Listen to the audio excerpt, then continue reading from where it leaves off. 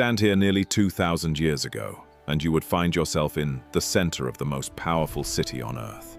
A city of marble temples, roaring crowds, exotic goods from 3 continents, and over 1 million people packed inside its walls. But behind the glory of ancient Rome lay a world of staggering wealth, brutal inequality, political ambition, and constant struggle. Today, we're not just learning about Rome. We're walking through it. From the crowded streets of ordinary citizens to the palaces of emperors, from noisy marketplaces to the blood-soaked arena of the Colosseum.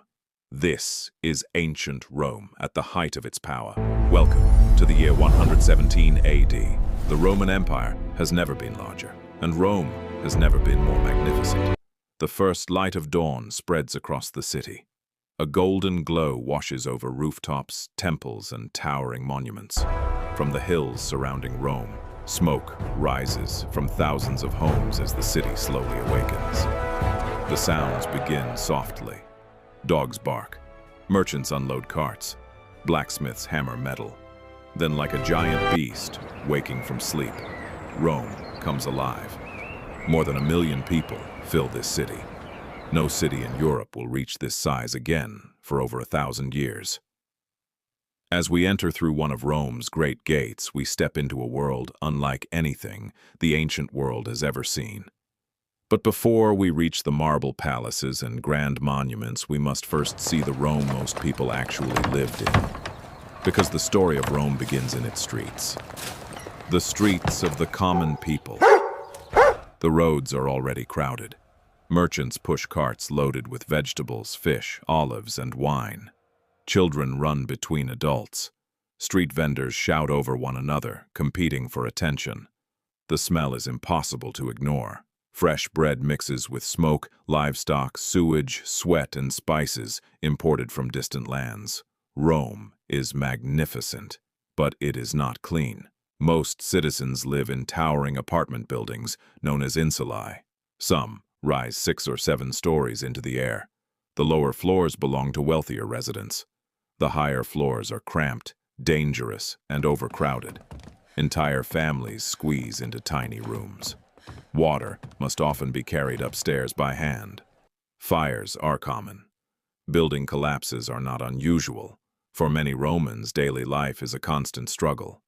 Yet the streets are alive with opportunity.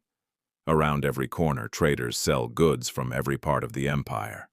Silk from the east, amber from the north, spices from India, grain from Egypt.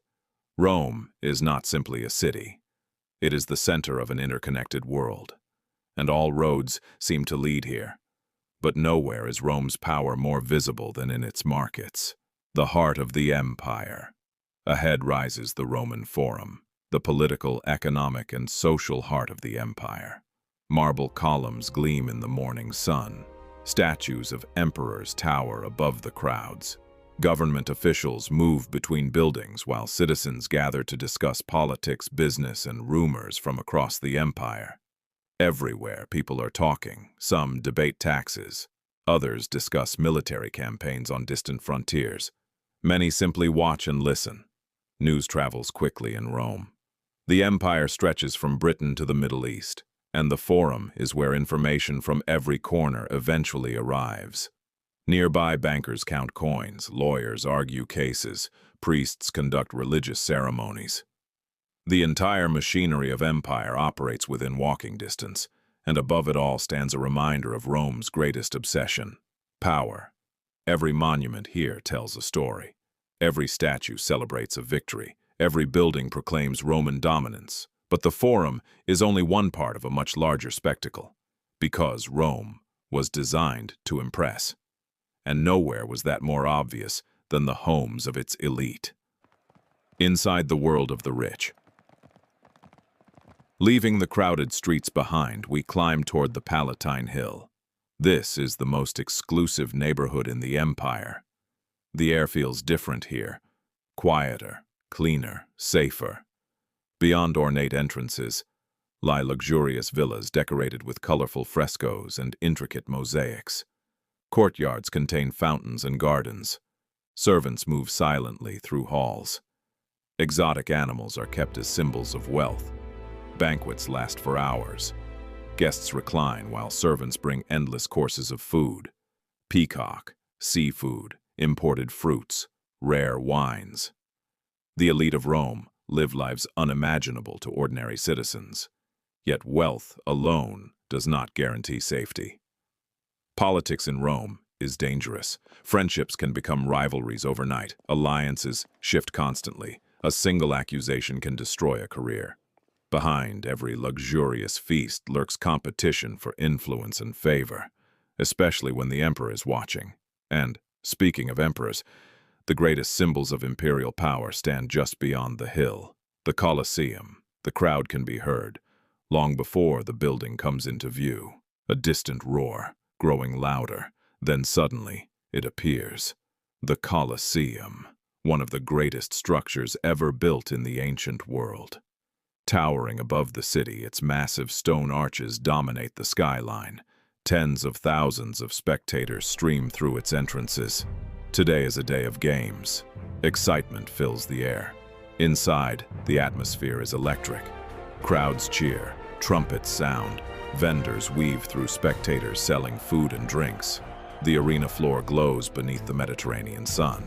Soon, the entertainment begins. Animal hunts, public executions, gladiatorial contests. For Romans, these spectacles are demonstrations of power. Power over nature, power over enemies, power over life and death itself. Many gladiators are slaves or prisoners. Others are volunteers seeking fame and fortune. Some become celebrities. Most do not survive long. As the crowd erupts in thunderous applause, one thing becomes clear. Rome is not merely entertained by power, it celebrates it. But the Colosseum is only one example of Rome's extraordinary engineering. The true miracle lies beneath the city itself, the engineering marvel. Hidden from view, an immense network keeps Rome functioning. Aqueducts stretch across the landscape for miles, carrying fresh water from distant mountains. Millions of gallons flow into the city every day. Public fountains provide water to citizens. Bathhouses operate on a massive scale. Sewers remove waste. Roads connect provinces thousands of miles apart. Roman engineers have transformed an empire into a connected system. Nothing this complex has existed before. The Great Baths are among the city's most impressive achievements. Inside, people exercise, socialize, conduct business, and relax. Steam rises from heated rooms. Conversations echo through marble halls. Bathing is not simply about cleanliness. It is a cornerstone of Roman life. Here, rich and poor share the same spaces, at least for a while. Because beyond Rome's magnificent infrastructure lies a reality few citizens fully understand. The empire's prosperity depends on distant frontiers, and trouble is always waiting there. The shadows beyond the glory. At its peak, Rome appears unstoppable. Its armies guard vast borders. Its economy thrives. Its cities flourish. Its emperor rules over millions. But cracks already exist beneath the surface. Maintaining such a vast empire is expensive. Political instability never fully disappears. Frontier wars continue. Power struggles simmer. The citizens walking these streets cannot yet see the future. They do not know that centuries later invasions, economic crises, and internal conflicts will transform the empire forever. They only know Rome as it exists today. Confident, prosperous, immense, the center of the world. And perhaps that is what makes this moment so remarkable.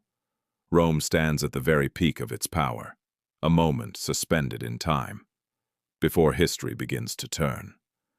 As the sun sinks behind the hills, shadows stretch across temples, forums, markets, and monuments. The crowds slowly thin. Shopkeepers close their stalls. Torches flicker to life, and Rome begins to settle into the night. Yet even after 2,000 years, its influence remains everywhere. In our laws, our architecture, our governments, our languages.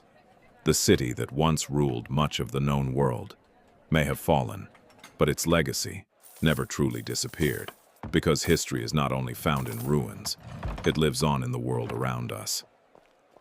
And if we could walk these streets one last time, hearing the voices of 1,000,000 Romans echo through the marble avenues, we might realize something extraordinary. Empires rise, empires fall, but their stories endure. If you enjoyed this journey through ancient Rome, consider subscribing for more cinematic historical reconstructions. And let us know in the comments, which ancient city should we walk through next? Until then, thanks for watching.